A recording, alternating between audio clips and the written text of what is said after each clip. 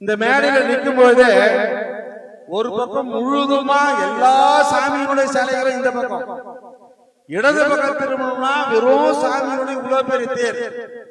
ஆனா 2000 வருஷமா இந்த மாதிரியான இந்து மதத்தாலதான் சேரி என்கின்ற சிறைச்சாலைகளுக்குள் சண்டாளர்களாக, தீண்டத்தகாதவர்களாக, தாழ்த்தப்பட்டவர்களாக, பட்டியலிடத்தவர்களாக அடிமைப்பட்டு கிடந்தோம். அப்பேற்பட்ட அடிமை விலங்கை உடைத்த மாபெரும் சிங்கங்களாக ஒருபுறம் புரட்சியாளர் அம்பேத்கருடைய படமும் மறுபுறம் தந்தை பெரியாருடைய படமும் எங்களுக்கு சிங்கங்களை போல அரணாக இருக்கின்ற காரணத்தினால் எந்த மேடையாக இருந்தாலும் நாங்கள் பெரியாரின் பிள்ளைகளாகவும் புரட்சியாளர் அம்பேத்கருடைய பிள்ளைகளாகவும் நாங்கள் எந்த இடத்திலும் எங்களுடைய கருத்தை வலிமையாகவும் உறுதியாகவும் கூற கடமைப்பட்டிருக்கின்றோம். எனக்கு அருமை தம்பிகள் இந்த சால்வெல்லாம் போடும்போது வெண்மணி நகரை சார்ந்த நாட்டாண்மைதாரர்களை வந்து போட்டாங்க. உண்மையிலேயே அவங்க கிட்ட நான் ஒண்ணு கேட்கணும், உங்க ஊருக்கு இந்த பேர் எப்படி வந்தது, வெண்மணி நகர் அப்படின்ற இந்த ஊரினுடைய வரலாறு என்ன அப்படின்னு கேட்டா இன்றைய தலைமுறையா இருக்கக்கூடிய பிள்ளைகளுக்கு தெரியுமா இல்லையான்னு தெரியல. விருதம்பட்டினுடைய ஒரு பகுதியா இருக்கக்கூடிய மோட்டூர் கிட்டத்தட்ட ஒரு 40 வருஷத்துக்கு முன்னாடி அந்த பெண்மணி நகரை தனியா பிரிக்கிறாங்க. அப்படி பிரிச்சு அந்த ஊருக்கு பெண்மணி நகர்ல பேர ஐயா பெரியவர் மறைந்த வி.ஆர். சோழன் அந்த பேரை சூட்டுறாரு. அவர்தான் பேரை சூட்டுறாரு. இந்த பெண்மணின்னு ஏன் அந்த பேரை வச்சாரு அப்படின்னா 1967 தஞ்சாவூர் மாவட்டத்தில் இருக்கக்கூடிய கீழ் வெண்மணி என்ற கிராமத்துல 44 தாழ்த்தப்பட்ட உயிர்கள், அதுல குழந்தைகள், பெண்கள், ஆண்கள் என 44 பேரை கூலி உயர்வு கேட்டான்றதுக்காக எல்லாரையும் ஒன்னா வச்சு எரிச்சு கொன்னாங்க. அந்த எரிச்சு கொன்னதனுடைய அந்த துன்பமான சம்பவத்தை எதிர்கால தலைமுறை என்னைக்குமே நினைவு கூறணுன்றதுக்காக அன்றைய நேரத்துல 40 வருஷத்துக்கு முன்னாடி ஐயா வி.ஆர். சோழன் அந்த ஊருக்கு வெண்மணி நகர் என்ற பேரு அங்க வச்சார். இன்றைய தலைமுறை அதெல்லாம் நீங்க புரிஞ்சுக்கணும். என்ன காரணம்னா 25-30 வருஷத்துக்கு முன்னாடி இதே நம்மளுடைய கிராமத்துல இருக்கக்கூடியவங்க பார்த்தா அவனுங்களப்பா ரவுடி பசங்க, விருதம் பட்டா ஐயோ பயங்கரமான கட்ட பஞ்சாயத்து ஊர்ப்பா, இப்படிதான் நம்ம மேல முத்திர குத்தி எந்த போலீஸ் ஸ்டேஷனுக்கு போனாலுமே கேப்பார் மேப்பார் இல்லாம நம்ம மேல கேஸ் போடுவோம். ஒரு காலத்துல செகண்ட் ஷோ சினிமாக்கு போயிட்டு வந்தா கூட கூட்டிட்டு போயிட்டு உள்ள உட்கார வச்சிடும், கூட்டின்னு வரதுக்கு ஆள் இருக்காது. அப்பேற்பட்ட இன்னைக்கு இந்த விருதம்பட்டில 600-700 பேரு பட்டதாரி இளைஞர்கள் இன்னைக்கு உருவாகிறாங்க.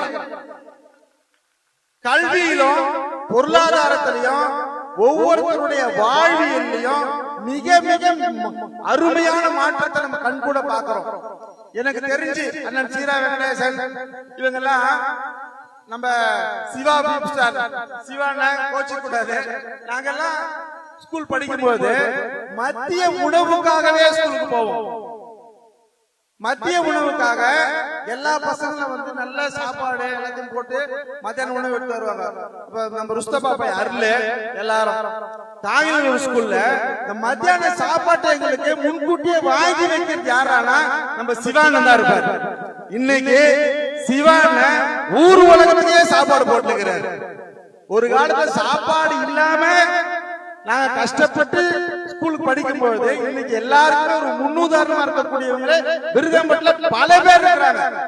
இன்பா மாம, அவர் இன்ஜினியர் சுரேஷ், சிவான, சீரா வெங்கடேசன, நம்ம செல்வம், விஜிபி சுரேஷ் எல்லாருமே மிக மிக சொல்ல முடியாத ஒரு வறுமையில இருந்துதான் ஒரு அடி இப்பதான் ஒரு அடி எடுத்து வச்சிருக்கிறோம். ஆனால் இன்னைக்கு அடுத்த தலைமுறை நீ சிவான பசங்க எம்பிபிஎஸ், தம்பி நிதிகுமாருடைய பசங்க எம்பிபிஎஸ், பல பசங்க வந்து இன்ஜினியர்களாகவும் வெளிநாட்டுல போய் படிக்கக்கூடிய சூழலும் இன்னைக்கு விருதம்பட்டுக்கே ஒரு மிகப்பெரிய பெருமை சேர்க்கிறது எதிரான அடுத்த தலைமுறையா இருக்கக்கூடிய இளைஞர்கள் படிப்புல கல்வியில அந்த அளவுக்கு முன்னேற்றமா இருக்கிறது தான் உண்மையிலேயே நாம் அம்பேத்கருக்கு செய்யக்கூடிய மிகப்பெரிய ஒரு நன்றியா இருக்கு. ஒரு சிலர் சேர்க்கையினால அப்படி இப்படி இருப்பான், அவனுக்கு நீங்க கணக்குல வைக்க தேவையில்லை. எவன் ஒருவன் புரட்சியாளர் அம்பேத்கர் கருத்துக்களை உள்வாங்கி கல்வியிலும் பொருளாதாரத்திலும் அவனுடைய எண்ணங்கள் ஈடுபட்டுச்சுன்னா எந்த கோம்பனாலுமே அவனை எந்த நேரத்திலும் வீழ்த்த முடியாது.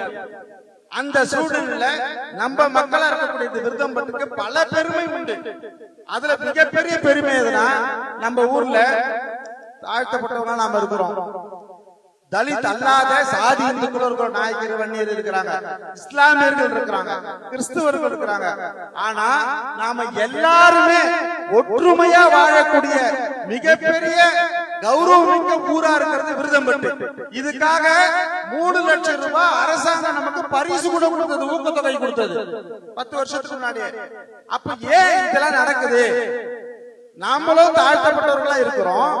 நம்மள மாதிரி பட்டியலினத்தை சேர்ந்தவங்க பல கிராமங்கள்ல எத்தனையோ வேதனைகள் அனுபவிக்கிறாங்க. அதுக்கு என்ன காரணம்னா, புவியியல் அமைப்பு தான் காரணம். நாம இன்னைக்கு ரோட்டு ஓரத்திலே நம்ம கிராமம் இருக்கிறதுனால எல்லா விதத்திலையும் நாம முன்னாடி நிக்கிறோம். ஆனா உண்மையிலேயே பல கிராமங்கள்ல பாத்தீங்கன்னா முன்னாடி சாதி இந்துக்களுடைய ஊர் இருக்கும். காலனி பாத்தீங்கன்னா ஒரு 4-5 கிலோமீட்டர் உள்ள இருக்கும். அங்க இருக்கக்கூடிய பட்டியலினத்தை சேர்ந்த நம்ம மக்கள் படிக்கிறதுக்கோ ஒரு பொருள் வாங்கறதுக்கோ அவங்களை தாண்டி தான் வெளியில வர முடியும். ஆனா அப்படி தாண்டி வர்றதுக்குள்ள உளவியல் ரீதியாவே நம்ம மக்களுக்கு பல்வேறு வகையான சாதி கொடுமைகள், சிக்கல்கள், அவமானங்கள் எல்லாத்தையுமே சாதி வெறியர்களால ஏவப்படுறாங்க. நாம இன்னைக்கு இங்க இருக்கக்கூடிய சௌகரியம் மாதிரி தமிழ்நாட்டுல ஒட்டுமொத்த இந்தியாவில எல்லா பட்டியலின மக்களும் இதே நிலைமையில இல்ல.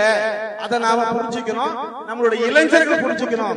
நமக்கு கிடைத்திருக்கக்கூடிய இந்த வாய்ப்பு மற்ற ஏழை எளிய பட்டியலின மக்களுக்கும் போய் சேரக்கூடிய அளவுக்கு தான் நாம சமூக சிந்தனையோட செயல்படணும். நாம ரோட்டு ஓரத்துல இருக்கிறதுனால நம்மளால சாதி இந்துக்களுக்கு எந்த பிரச்சனையும் கிடையாது. நாம எந்த ஒரு ஜாதி பிரச்சனையும் உருவாக்குறது கிடையாது, எந்த ஒரு மத பிரச்சனையும் உருவாக்குறது கிடையாது. ஆனா பல ஆயிரம் கிராமங்கள்ல சாதி இந்துக்களுடைய ஊர் முன்னாடி இருக்கும். ஆனா அவங்க அந்த பெருந்தன்மையோடு நடக்கிறது கிடையாது. ஏழை எளிய மக்களா இருக்கக்கூடிய பட்டியலின மக்களுடைய குடிசைகளை கொளுத்துறது, அவனுடைய வீட்டை சூறையாடுறது, அவனுடைய பொருளாதாரத்தை சீரழிக்கிறது, இதெல்லாம் துன்புறுத்தி தான் அதெல்லாம் தாண்டி அந்த கிராமத்து பிள்ளைங்க படிச்சு முன்னேறி வரோம். அவங்களை விட நமக்கு எல்லா வாய்ப்பும் கைக்கு கிட்டே இருக்கிறதுனால எதிர்காலத்துல இளைஞர்கள் எந்த காலத்திலையும் கல்வின்ற இந்த மிகப்பெரிய ஆயுதத்தை எந்த நேரத்திலுமே நீங்க ஏந்திரக்கூடாது. எப்பேற்பட்ட பாடுபட்டாவது கல்வியில நீங்க முன்னேறி வரணும். ஒரு காலத்துல எங்களுக்கு உதவி பண்றதுக்கு யாருமே இல்லை. ஆனா இன்னைக்கு நான் உட்பட, சிவகுமார் உட்பட, செல்வம், வெங்கடேசன் எல்லாருமே எல்லாத்தையும் செய்யக்கூடிய அளவுக்கு, உங்களுக்கு எல்லா உதவிகளையும் வழங்கக்கூடிய அளவுக்கு நாங்க எல்லா தெளிவோடு இருக்கிறோம். ஆகவே நமது கிராம இளைஞர்களாக பட்டியலினத்தை சார்ந்தவர்களாக இருந்தாலும் சரி, அது மாற்று சமுதாயத்தை சார்ந்தவர்களாக இருந்தாலும் சரி, வறுமை ஏழ்மை அப்படிங்கிற ஒரு விஷயத்துக்காக கல்வியை ஒதுக்கி வச்சிடாதீங்க. யாரா இருந்தாலும் நாம இங்க உதவி செய்யறதுக்கும் அவங்களுக்கு பல வழிகாட்டுதல் கொடுக்கறதுக்கும் எல்லாருமே தயாரா இருக்கிறோம்ன்றத இந்த மேடையின் வாயிலாக உங்களுக்கு ஒரு செய்தியாக கடமைப்பட்டிருக்கிறேன். அதே போல அரசியல் ஜனநாயக உரிமையை புரட்சியாளர் அம்பேத்கர் நமக்கு சட்ட ரீதியா கொடுத்துட்டாரு. ஆனா சமூக ஜனநாயக உரிமை அதிகாரத்தின் மூலமா தான் அடைய முடியும். அரசியல் அப்படிங்கிற அதிகாரத்தை அடையும் போதுதான் அதனுடைய வீரியம் இன்னும் அதிகமாகும். ஆனா நமக்கு கிடைக்க வேண்டிய அதிகாரங்கள் எல்லாம் அரசியல் சாசனத்துல எழுத்து வடிவத்தில் எல்லாமே இருக்குது. ஆனா அந்த எழுத்து வடிவத்தில் இருக்கக்கூடிய அரசியல் சாசன சட்ட வரைவை அமுல்படுத்தக்கூடிய அதிகாரத்துல இன்னும் பட்டியலின மக்களா இருக்கக்கூடிய நாம, தீண்டத்தகாத மக்களா இருக்கக்கூடிய நாம இன்னும் அதிகாரத்துக்கு வரல. அதிகாரத்தை அடைந்தாதான் உண்மையான சமூக நீதியை நாம அடைய முடியும்.